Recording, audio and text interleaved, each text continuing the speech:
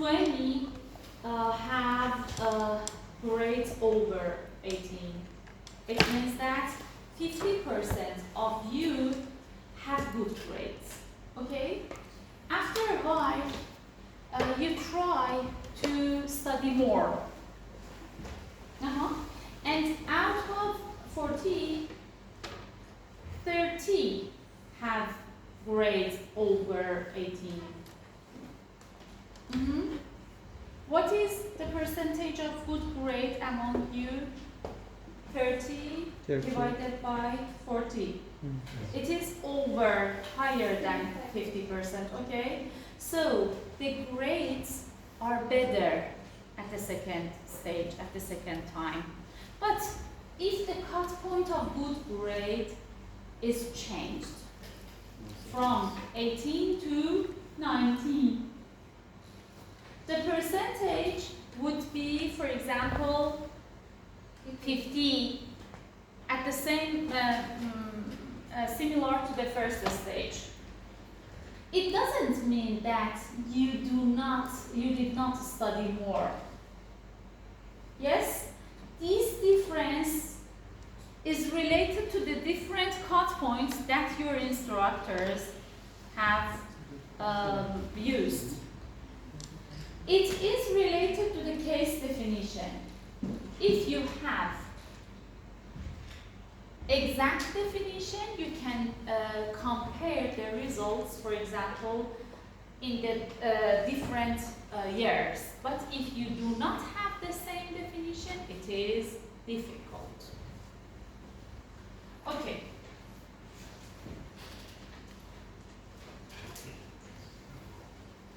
We have two types of surveillance system. One of them is passive surveillance and another is active surveillance. What is passive surveillance? We have health centers in our country, and the healthcare workers in that center are responsible to do something. For example, to provide frequent visits for children, to do vaccination, etc., etc. And we want to add a surveillance system for one more disease. And we try to add these tasks to that available center. It doesn't need to have more healthcare worker or another separate system for that disease. Okay? It adds to the available system. It is passive. So passive surveillance denotes surveillance in which available data on reportable diseases are used. Okay? But, for example, for STIs, we have STIs, surveillance system for STIs, so we have some forms and send these forms to our health centers and ask our healthcare worker to report the number of STI, sexually transmitted infection diseases that were reported, for example, monthly. Okay, and we will ask them to report all number of cases to us. It is a kind of passive surveillance. But the completeness and quality of the data is largely dependent to the individual and the burden of activities that they should have done. Yes? Is it clear? Yes. So the staff are often overburdened by their primary responsibilities of providing health care and also filling your surveillance system questionnaires. Okay? So sometimes we have underreporting because they are not sometimes eligible enough to find the cases, to report the cases. They are not so sensitive to this issue, and we have lack of completeness of reporting. So local outbreaks may be missed because the small number of cases become diluted within a large denominator of a total population. It means that we have so many population in our, for example, catchment area in our center, but among all population, we have, for example, 1 or 2 cases. So they might be ignored, neglected, and we cannot find some cases easily. Okay, but advantage of passive surveillance is being inexpensive and relatively easy to develop. Why? Because it doesn't need to have more infrastructure. You can add the required form to the available center. But in active surveillance, you should have separate system, separate team, separate healthcare worker to carry out a surveillance program for defined diseases. Okay? It is expensive, but since it belongs to one specific disease, it is so sensitive, and you can capture all cases easily. Okay.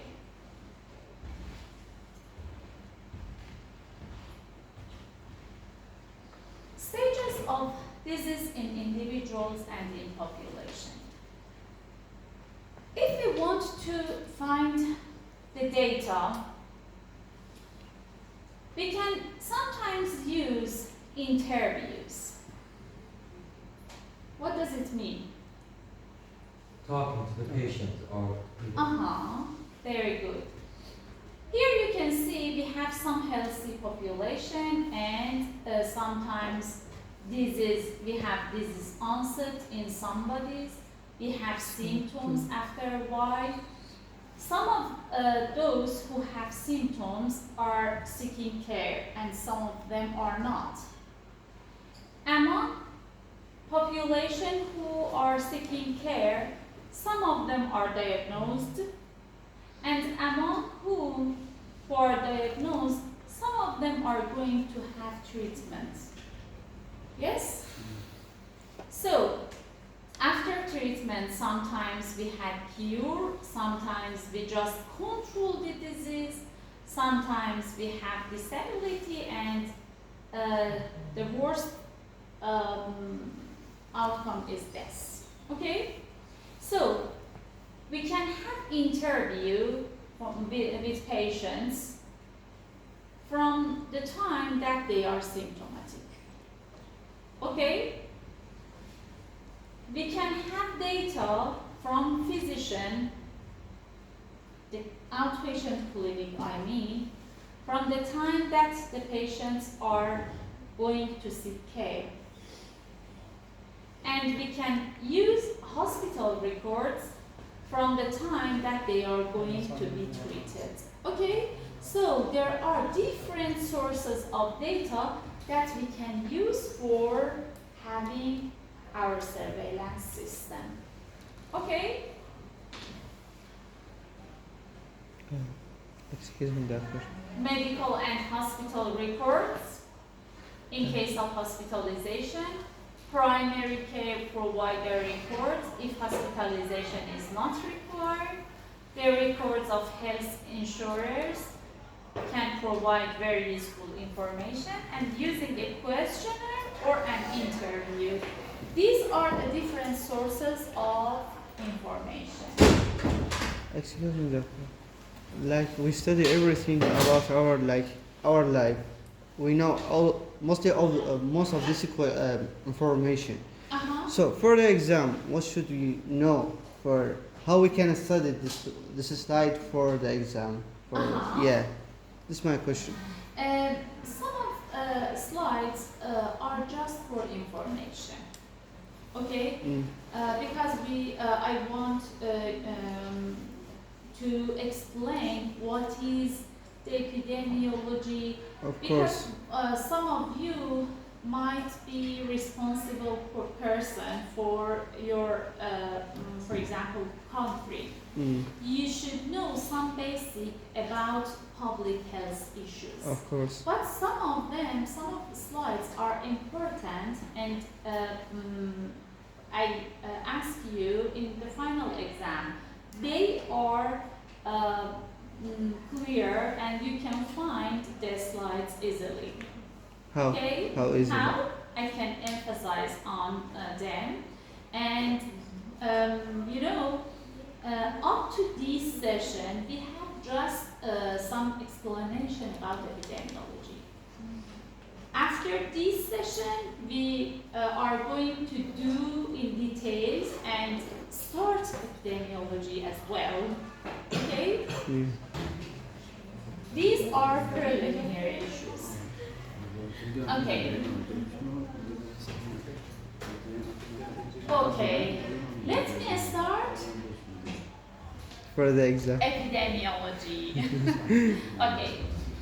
I told you the importance of having surveillance system to capture the differences in our community. But to do this, we should have some tools. Yes? Yeah. It is important to have some tools to capture the changes. How we can do this? First of all, we should be familiar with some measures of frequency.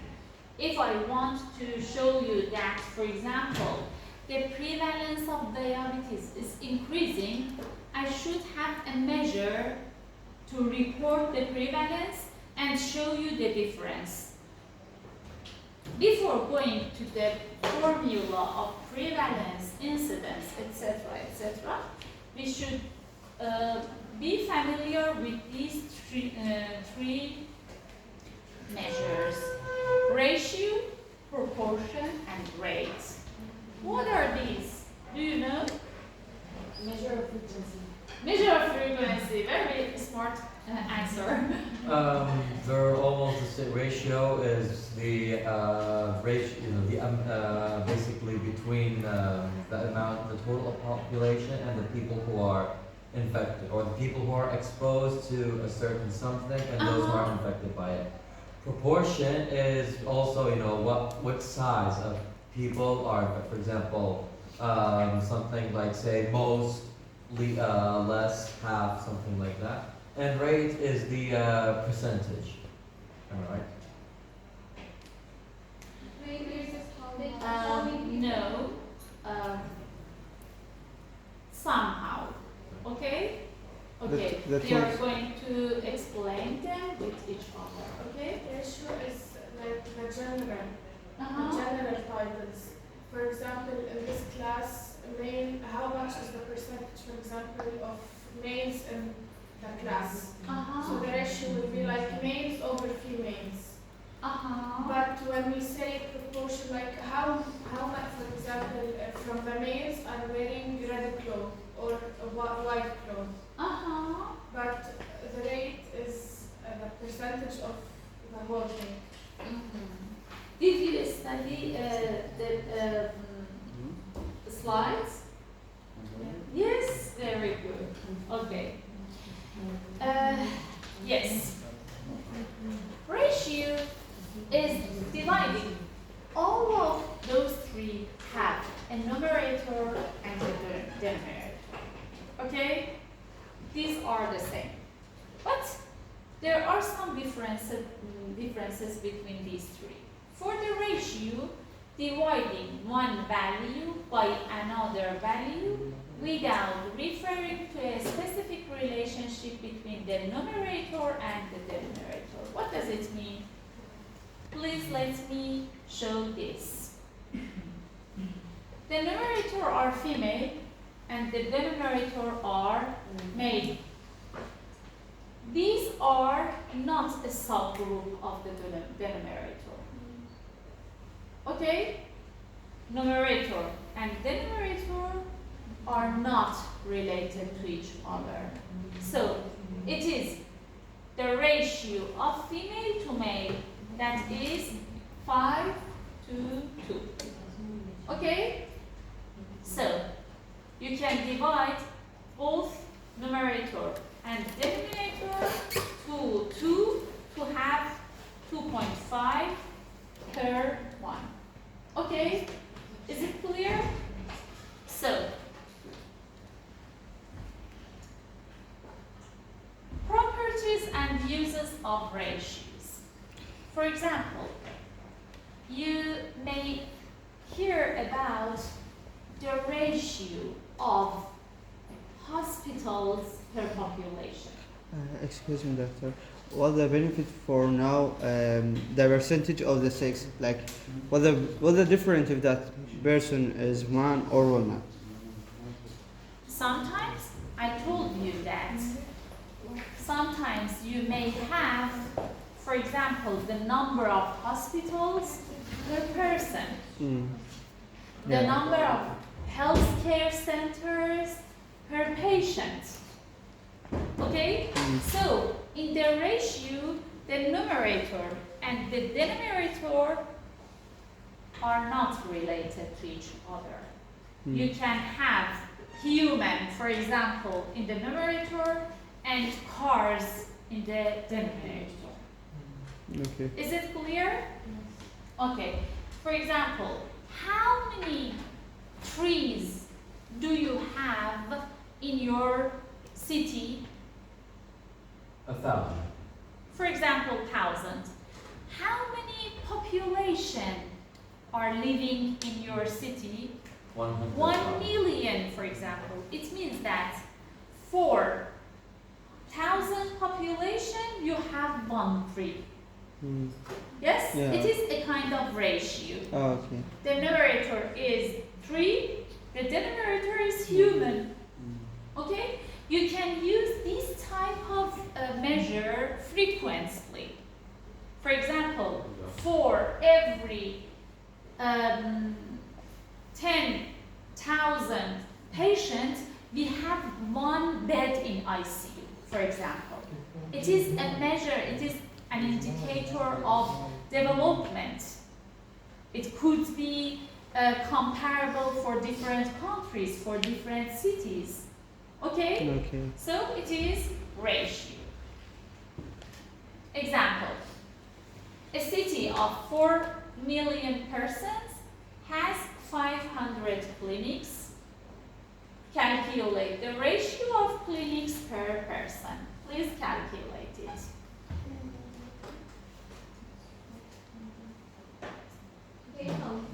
No? 200. 200, Wow. 200,000. No, wait, 20. How? How you can do it? 4 million divided by 500.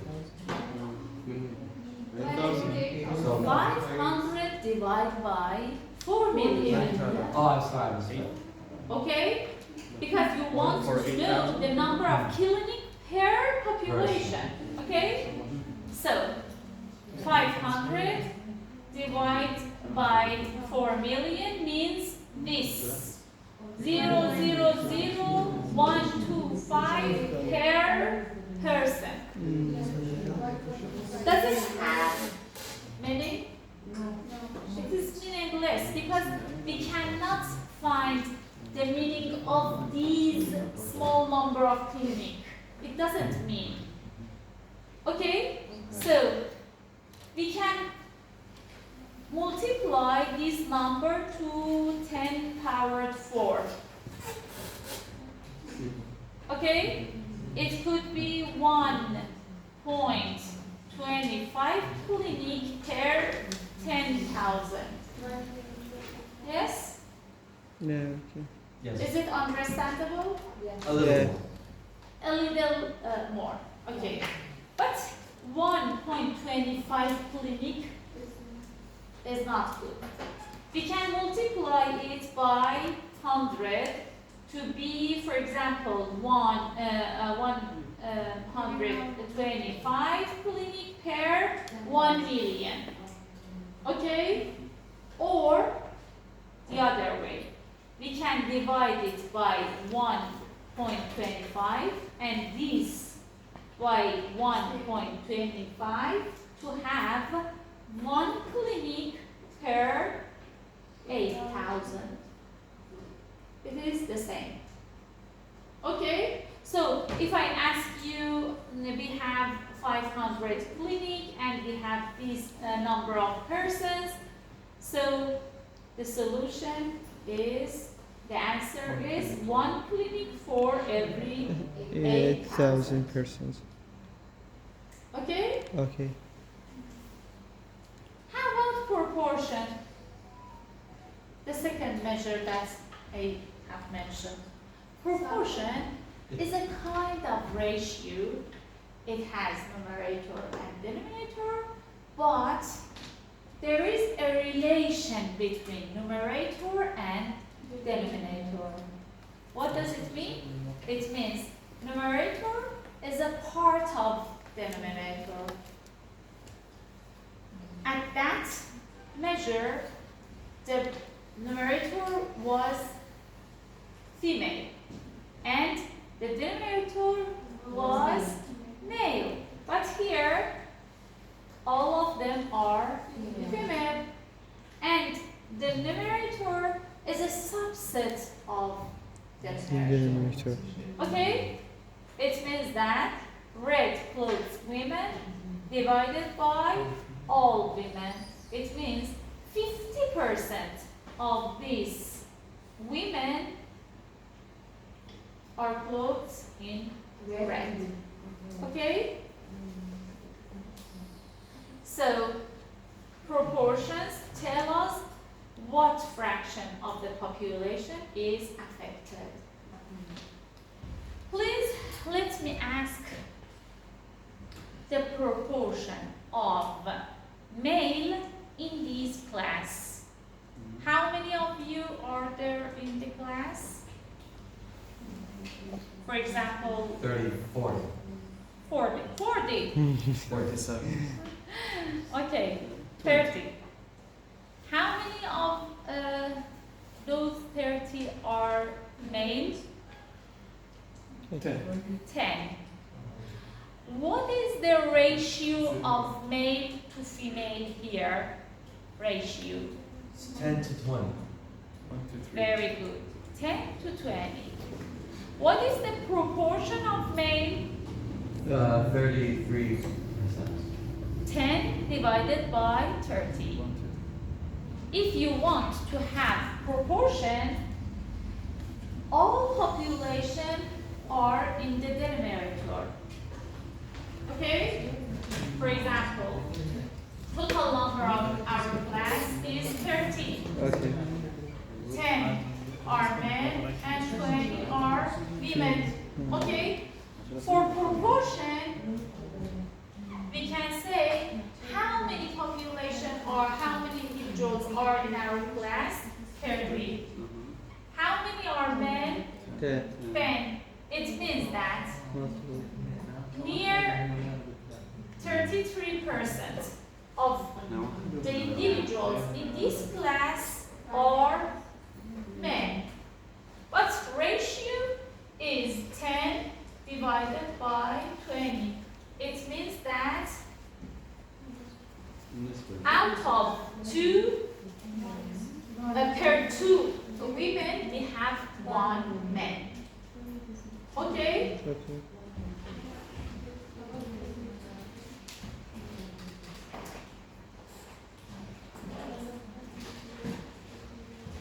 Okay. See this example. Calculate the proportion of men. Enhance is a study that was conducted in US. Okay. The proportion of men in the enhanced follow-up study who were diabetics. Diabetic men, non-diabetic men, diabetic women, non-diabetic women. Please, thank you like this.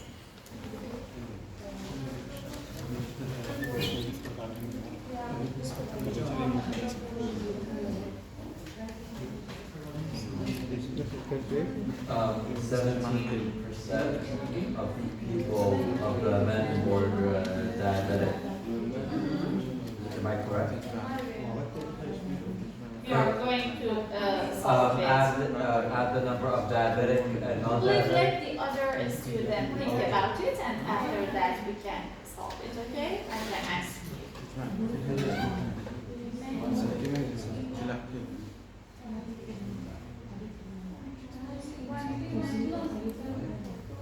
شافروني العدد الكلي ماذا أقول؟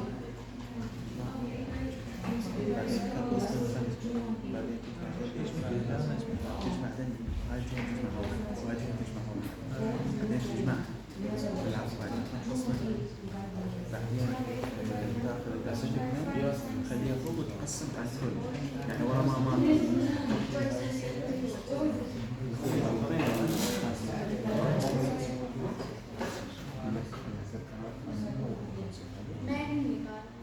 معدل الدارس Okay.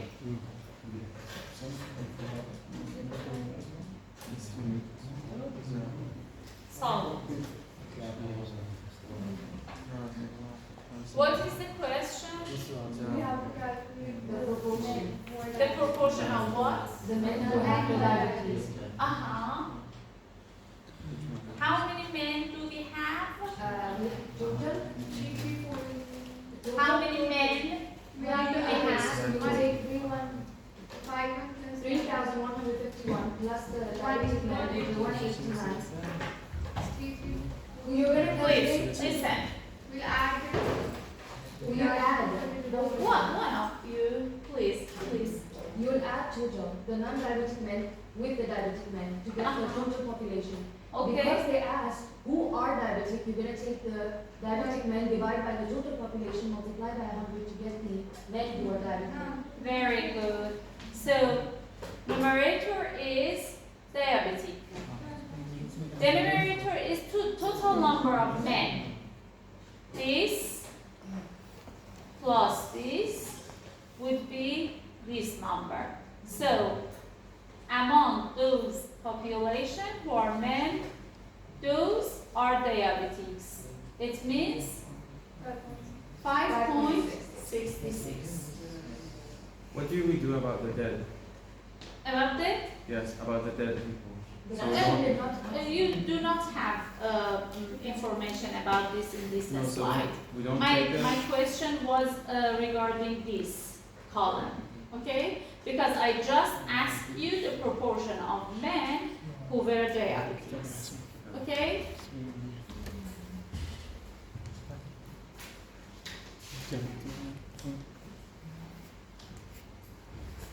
Is there any question? Comment? No, Your answer was? my answer, I wrote a number and then it was 5.6%. Uh-huh. Yes. Okay, very good. So, sometimes in epidemiology, proportions are used most often as descriptive measures. As I told you in, for example, epidemiology, I can say, for example, 40% of our community are suffering from hypertension. And after a while, we can change the number. For example, 30% of our community are suffering hypertension. So you can compare these two numbers with each other. So we can use these numbers, these measures in epidemiology to compare the different issues. Okay. The numerator is always a subset of the denominator. Okay? A proportion can be expressed as a fraction, a decimal, or a percentage. For example, the statement 1/5 of the residents became ill, and 20% of the residents became ill. These are equivalent. Okay? How about rate? You calculate it with time. You Very log good. time. Very good. The rate is a kind of proportion. It means that the numerator is a subset of the numerator, but the concept of time has been added to this measure. For example, during a year, during a month, during a day. Okay? It is during a given time period means time. Okay? So, number of cases or events occurring during a given time period divided by the population at risk during the same time period. Okay? So, rates tell us how fast the disease is occurring in a population. What does it mean? It means that if you have, for example, information about the rate in two communities and compare the figures with each other, you can find that in which community the disease is going fast. It's increasing very fast. For example, the rate of, for example, COVID during a month in community A is 100. Is it correct? 100 what? Person? 100 person, 100 days. 100 days. 100 days. What's your question? How I can explain the rate? 100 cases per month. No, I think the events that occurred over the population that you mentioned, over the population, and multiply by the time period from that disease. And multiply it by. Okay, very good. I mean that if I want to explain the rate, I cannot tell you, for example, the rate is 100. 100 what? 100 person, 100 Percentage. 100 days. Because I told you that it is a measure that includes number of cases and definition of time. Okay?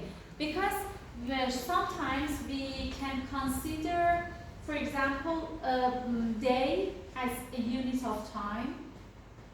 For what diseases? For the diseases that go very fast. If the time is wide, it means, for example, for a year, it means that the occurrence of disease is slow. Okay? We have two types of morbidity measures. What is morbidity? The number of diseases. State of being disease. Yes, very good. We have two important types of measures of morbidity: incidence and prevalence. What are the differences between these two? Do you know? Incidence is what is already right now, prevalence is which is already present. Very good. Very good. Incidence means the number of new the incidence rate of a disease is defined as the number of new cases of a disease that occur during a specified period of time in a population at risk for developing the disease. Okay, so number of new cases divided by number of person at risk multiplied by 10 powered by n. The incidence of hepatitis B in the European Union is 3.5 per 100,000. What does it mean? 3.5 people have hepatitis in 100,000? Please repeat. 3.5 people have the hepatitis or 1,000 Have hepatitis? They're going to Or have they're it. gonna have They it. are developing. Or they're developing. They will develop. they are developing. Okay, and you raised your hand. I was just going to say that if we take a random a random sample of 100,000 people from anywhere within the European Union, we'd find that on average, 3.5, so 3 or 4 of these people are going to develop hepatitis C, are going to have it. Very good, very good. It means that for each 100,000 European, between 3 to 4 persons get hepatitis B each year. Okay, is it clear? Okay. So, for common and rare diseases, these 10 powered by n could be different. Yes? For example, if the disease is so rare, the n could be Lower. Please. lower.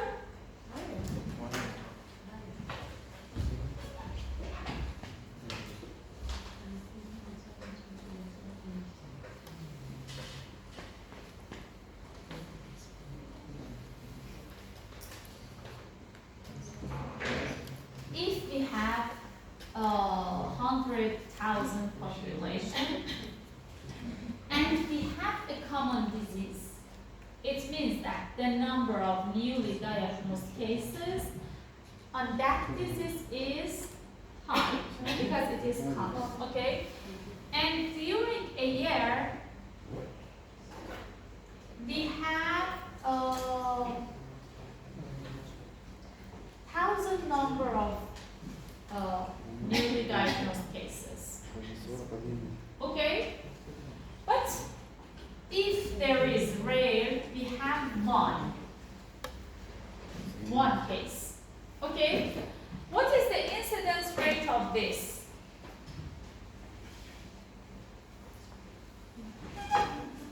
1 divided by this.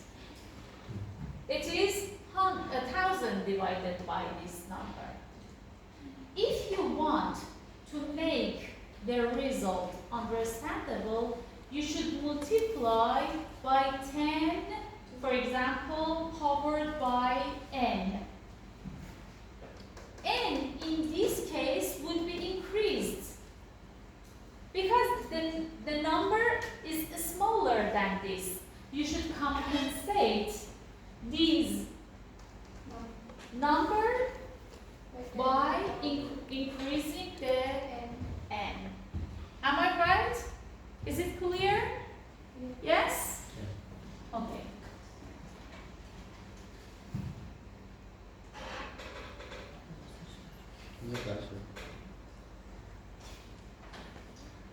Because the incidence is a measure of events, the incidence can be a measure of risk. And I told you that the denominator of incidence is population at risk. Yes? Because it doesn't mean that you say, for example, among diabetic patients, the risk of being diabetes is blah, blah, blah. because they are not at risk for having diabetes, because they are already have diabetes. So the denominator of risk is number of persons who are at risk of developing the disease. Okay? So the important points in the denominator is the number of people who are at risk for developing the disease. Okay. And the other important issue is considering the time, the period of time. Okay? But we have two important types of incidence. Could you please tell me and think about it? What are the incidents? What are the different types of incidents?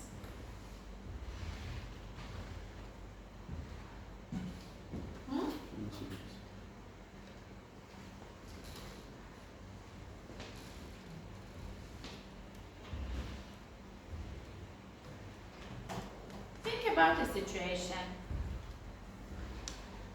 I tell you that we have 1,000 population at risk.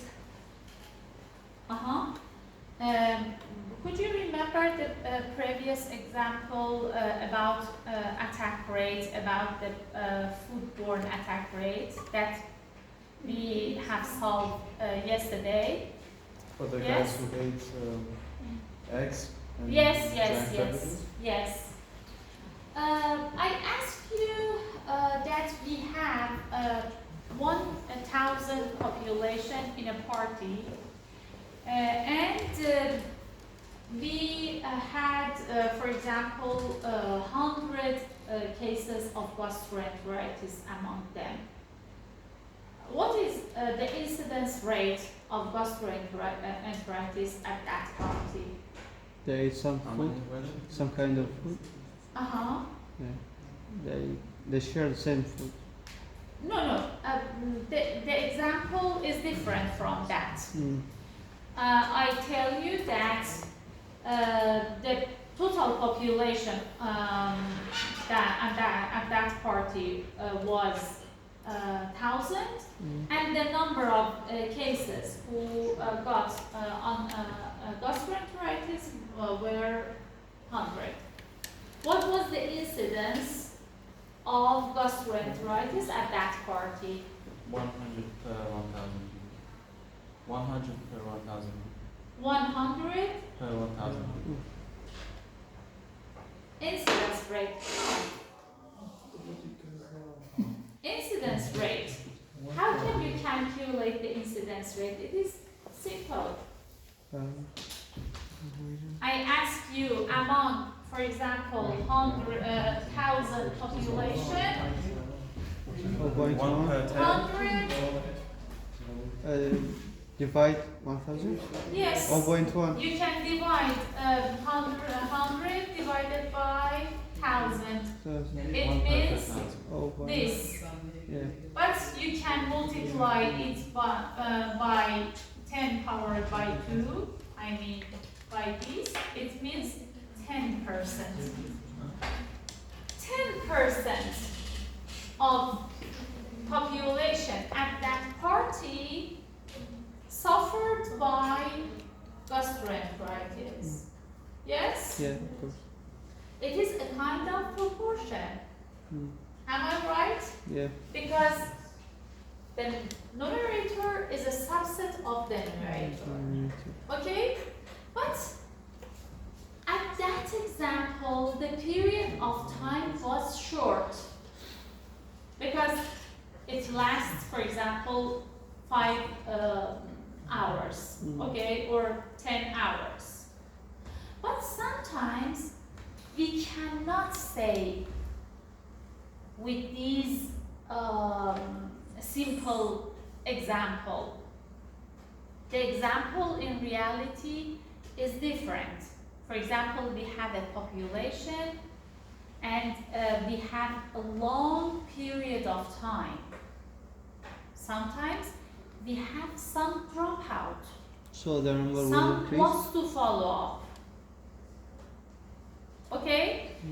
I think that you're studying another thing because all of you are seeing your mobile.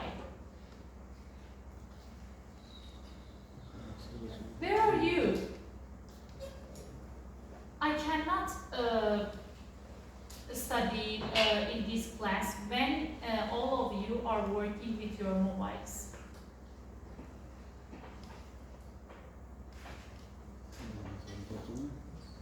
And at the final exam, We use translator for slides.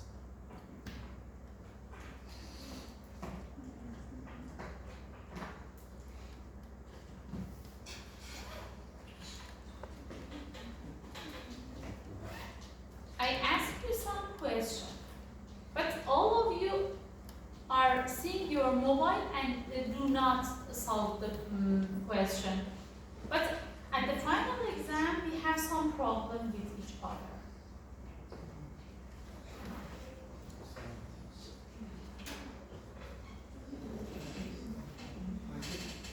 Can you take a rest? Rest. Break? Yes. For 10 minutes, you can go out and please